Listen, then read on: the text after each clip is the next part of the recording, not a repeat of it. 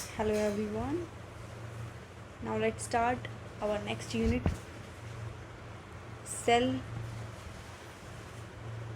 ठीक है, सभी को पता होगा, मैंने प्रीवियस क्लासेस में बताया आपको कि सेल क्या होता है. स्ट्रक्चरल और फंक्शनल यूनिट होती है लाइफ की. ठीक है, हमारी लाइफ की स्ट्रक्चरल और फंक्शनल यूनिट होती है सेल. अब सेल के बारे में डिस्कस करते हैं कि सेल कहाँ से आई, किसने डिस्कवर किया, किसने बताया सबसे पहली बार कि ये सेल होती है, इसका ये फंक्शन होता है, इससे टिश्यू बनता है, इससे ऑर्गन बनते हैं, फिर उससे ऑर्गन सिस्टम बनते हैं. राइट, ये सब प्रोसेस जो सेल से बनी है, हमारी जो मेन स्ट्रक्चर और फंक्शन यूनिट है ये सेल, आई कहाँ से है एक्चुअल में, और किस साइंटिस्ट ने इसको डिस्कवर किया था, और इसके अंदर क्या क्या प्रेजेंट होते हैं, ये क्या क्या फंक्शन करती है हमारी बॉडी के अंदर. ठीक है, तो ये सब हम डिस्कस करेंगे इस चैप्टर के अंदर. राइट, तो सबसे पहले हमें ये पता होना चाहिए कि सेल होती क्या है. किसी को अगर नहीं पता है तो हम स्टार्ट करते हैं कि सेल क्या होती है. एक बेसिक स्ट्रक्चरल फंक्शनल यूनिट होती है हमारी लाइफ की. हमारी लाइफ जो मेन बेसिक कहते हैं ना, जिसका जो बेस होता है हर चीज़ की, जिससे जो भी चीज़ मिलके बनी होती है. जैसे कोई भी मैटर होता है, उसका सबसे छोटी चीज़ एटम होती है. ठीक वैसे ही हमारी बॉडी के अंदर, वो हम केमिस्ट्री के अंदर पढ़ते हैं, ये हम बायो के अंदर पढ़ते हैं कि जैसे हमारी बॉडी के अंदर हमारी पूरी बॉडी जो मिलके बनी हुई है, तो उसकी सबसे छोटी यूनिट सेल है. ठीक है, और जितने भी ऑर्गन्स हैं हमारी बॉडी के अंदर, इस सेल से ही मिलके बने हैं. राइट, हर चीज़, हर और सिस्टम के अंदर सेल है. ठीक है, जितने भी लिविंग ऑर्गेनिजम्स हैं वो सेल से मिलके बने हुए होते हैं. जैसे इसके टाइप्स हैं, यूनिसेल्यूलर हैं, मल्टी सेल्यूलर हैं. ठीक है, जो यूनिसेल्यूलर ऑर्गेनिजम्स होते हैं वो सिंगल सेल होते हैं, इंडिपेंडेंट एग्जिस्टेंस होते हैं, मतलब वो इंडिपेंडेंट होते हैं और असेंशियल फंक्शंस रोल प्ले करती है उनकी. वह एक ही सेल जो होती है वो ही सारे एसेंशियल रोल प्ले करती है. इसका एग्जांपल है अमीबा और बैक्टीरिया. ठीक है, इसके एग्जांपल और अमीबा और बैक्टीरिया आते हैं. नेक्स्ट है मल्टी सेलुलर, इसमें मैनी सेल्स आती हैं, ह्यूमंस, प्लांट्स, इसके एग्जांपल्स हैं मल्टी सेलुलर के. Okay, anything less than a complete cell can not live independently. देखो, जिस चीज़ के अंदर भी सेल नहीं होएगी वो कभी भी इंडिपेंडेंटली एग्जिस्ट नहीं कर पाएगा. बिना सेल के कोई एग्जिस्ट कर ही नहीं सकता. ठीक है, डिस्कवरीज पे बात आती है, यहाँ से क्वेश्चन हर बार उठता है. देखो, ये पोर्शन बहुत ज़्यादा इम्पॉर्टेंट है. ठीक है, तो फर्स्ट जो है लिविंग बुक, इसने सबसे पहले ऑब्जर्व किया था लिविंग सेल को. देखो, ऑब्जर्व करना डिस्कवर करने में फ़र्क होता है. इसने सिर्फ ऑब्जर्व के दिखा था, हाँ यार ये जो दिख रहा है स्लाइड के अंदर, जब उसने देखा कि यार ये जो दिख रहा है ये शायद ये सेल हो सकती है, ऑब्जर्व करके देखी थी.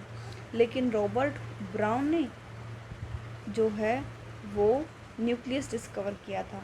ठीक है, और माइक्रोस्कोप और इलेक्ट्रोस्कोप के अंदर इनकी डिटेल्स को रिवील किया था. Leeuwenhoek, Anton van Leeuwenhoek है साइंटिस्ट का कंप्लीट नेम. इसने, ठीक है, तो लिविंग बुक ने सबसे पहले ऑब्जर्व किया था सेल को. फिर उसके बाद रॉबर्ट ब्राउन ने सेल के अंदर क्या होता है, न्यूक्लियस, ठीक है, उसकी डिस्कवरी करी थी. ठीक है, रॉबर्ट ब्राउन ने. ठीक है, अब आती है सेल थ्योरी. सेल थ्योरी में क्या है, किसने क्या किया था. 1838 में स्केलेडियन, जो एक बॉटनिस्ट हैं, स्केलेडियन क्या है, बॉटनिस्ट हैं. जितने भी प्लांट्स हैं ना वो सारे सेल से मिलके बने होते हैं. सेल से क्या होता है, टिश्यू. ठीक है, 1839 के अंदर सेक्वेन जो है क्या, एक जूलॉजिस्ट है, सेक्वेन जूलॉजिस्ट है, स्केलेडियन बॉटनिस्ट हैं. 38 में स्केलेडियन ने क्या किया था, सारे जो प्लांट हैं वो सेल से मिलके बने हुए होते हैं. ठीक है, स्टडीड एनिमल सेल, इसने सेक्वेन ने एनिमल सेल की वो स्टडी करी थी, और स्केलेडियन ने प्लांट सेल की स्टडी करी थी. तो इन्होंने जब स्टडी किया एनिमल सेल के अंदर, देखा कि जो आउटर लेयर है पतली सी, उसको प्लाज्मा मेम्ब्रेन बोला. जैसे सेल होती है ये, इसके बाहर की जो आउटर मेम्ब्रेन है उसको प्लाज्मा मेम्ब्रेन बोला. तो जो प्लांट सेल्स होते हैं हैव सेल वॉल होती है। इन्होंने देखा एक यूनिक फीचर, देखो जो प्लांट के अंदर देखा वो एनिमल के अंदर नहीं देखा है, जो एनिमल के अंदर देखा वो प्लांट के अंदर भी था, ठीक है, ऐसा नहीं है। तो ये एक यूनिक फीचर है जो कि प्लांट के अंदर है लेकिन एनिमल के अंदर नहीं होता, क्या, सेल वॉल, ठीक है। यहाँ से मेन डिफरेंस क्रिएट होता है एनिमल सेल और प्लांट सेल का। पूछ लिया जाता है कई बार कि ऐसा कौन सा फीचर है जो एनिमल में है प्लांट में नहीं, प्लांट में है एनिमल में नहीं, ठीक है। तो ये यूनिक फीचर है प्लांट सेल और एनिमल्स के बीच का, ठीक है। अब क्या प्रपोज किया था, जितने भी ऑर्गेनिजम्स हैं वो सेल से मिलके बने होते हैं, सेल के प्रोडक्ट से, ठीक है। 1855 में वर्काउ, ये जो साइंटिस्ट था ना, a new cell arise in, ठीक है। रुडोल्फ विर्काउ जो साइंटिस्ट था 1855 के अंदर इन्होंने बताया कि जो न्यू सेल्स होती हैं ये अराइज होती हैं फ्रॉम प्री एग्जिस्टिंग सेल से। इन्होंने इसको नाम दिया ओमनी सेलुलर ई सेलुलर, ठीक है, विर्काउ ने बताया था। मॉडर्न सेल थ्योरी क्या कहती है आपकी, जितने भी लिविंग ऑर्गेनिजम्स होते हैं वो सेल और सेल के प्रोडक्ट से मिलकर बने होते हैं, और जो सेल्स होती हैं ना वो प्री एग्जिस्टिंग सेल से अराइज होती हैं, ठीक है। अब सेल, प्लांट सेल का ओवरव्यू हम बताते हैं। प्लांट सेल, ऑनियन पील का एग्जांपल इन्होंने लिया था, ऑनियन पील। जो आउटर बाउंड्री होती है उसको इन्होंने क्या नाम दिया, सेल वॉल। उस सेल वॉल के अंदर नीचे एक और होती है सेल मेम्ब्रेन बोला इसको, प्लांट के अंदर बात कर रहे हैं हम, ये सेल वॉल है, सेल वॉल है। एनिमल सेल जो होती है उसके लिए एग्जांपल है चिक सेल का, ठीक है। आउटर बाउंड्री हमें देखने को मिली प्लाज्मा मेम्ब्रेन, उसके अंदर न्यूक्लियस देखा डेंस था, मेम्ब्रेन बाउंड था, इसमें क्रोमोसोम्स थे, ठीक है, और डीएनए था, जेनेटिक मटेरियल। सेल के टाइप्स पता करें, यूकैरियोट प्रोकैरियोट, दो टाइप की सेल थी। यूकैरियोटिक जो थी इसमें न्यूक्लियस होता है, ठीक है, और प्रोकैरियोट जो होता है विदाउट न्यूक्लियस होता है, ठीक है। प्लांट, एनिमल, फंजाई, प्रोटिस्टा के अंदर होता है न्यूक्लियस यूकैरियोट वाले, और प्रोकैरियोट्स विदाउट न्यूक्लियस बैक्टीरिया और आर्किया में होता है, ठीक है। साइटोप्लाज्म, सेमी फ्लूइड मैट्रिक्स होता है साइटोप्लाज्म। साइट ऐसी साइट होती है जहाँ पे सभी सेलुलर एक्टिविटी चलती हैं इसके अंदर, ठीक है। ये ही ऐसा होता है जो सेल को अलाइव रखता है, ठीक है। यूकैरियोटिक सेल ऑर्गेनिज्म की बात करते हैं, इसमें endoplasm, reticulum, Golgi, lysosomes, mitochondria, microbodies, vacuoles, ये सब प्रेजेंट होती हैं। और प्रोकैरियोट्स में लेक, मेम्ब्रेन बाउंड ऑर्गेनेली नहीं होती, ये भी एक डिफरेंस है कि जो प्रोकैरियोटिक सेल्स होती हैं जो हमारी, उनके वो जितने भी हमारी ऑर्गेनलीज प्रेजेंट होती हैं ये सारी की सारी ये मेम्ब्रेन नहीं होती इनके ऊपर से, ऐसे ही डिस्पर्स्ड होती हैं। राइबोसोम के अंदर क्या होता है, ये सेल के अंदर प्रेजेंट होता है, साइटोप्लाज्म के अंदर, ऑल सेल्स के अंदर होता है ribosome. Cytoplasm, mitochondria, chloroplast and rough ER के ऊपर होता है ये, ठीक है। एनिमल सेल में सेंट्रोसोम होता है जो नॉन मेम्ब्रेनस होता है, डिवीज़न में हेल्प करता है। सेल साइज़ एंड शेप की बात करते हैं तो सबसे स्मॉलेस्ट सेल होती है माइकोप्लाज्म, जिसका साइज़ होता है 0.3 माइक्रोमीटर, ठीक है। बैक्टीरिया होता है 3 to 5 माइक्रोमीटर, साइज़ की बात कर रहे हैं हम सेल की। लार्जेस्ट सिंगल सेल होती है ऑस्ट्रिच एग। ऑस्ट्रिच एग जो होता है वो सबसे लार्जेस्ट सिंगल सेल होता है। ह्यूमन आरबीसी की बात करते हैं तो 7 म्यूकोमीटर जो होता है, डायमीटर होता है ह्यूमन आरबीसी की। ह्यूमन आरबीसी का जो साइज़ होता है वो 7 माइक्रोमीटर होता है। नर्व सेल सबसे लॉन्गेस्ट सेल मानी जाती है। शेप वेरी करती हैं, डिस्क लाइक भी हो सकती है, ब्रांच भी हो सकती हैं, कोल्यूमिनर क्यूबॉइड भी हो सकती है, राइट, ठीक है, ओके। शेप डिपेंड करती है उनके फंक्शन के ऊपर किस तरीके से होगी। प्रोकैरियोटिक सेल की बात करते हैं तो ये represented by bacteria, blue green alga, mycoplasma, PPLO, प्लूरोनोमोना वायरस जो होता है पीपीएलओ होता है। स्मॉलर और फास्टर मल्टीप्लाइंग होती हैं इनके अंदर यूकैरियोटिक सेल के कंपैरिजन में बात करते हैं तो।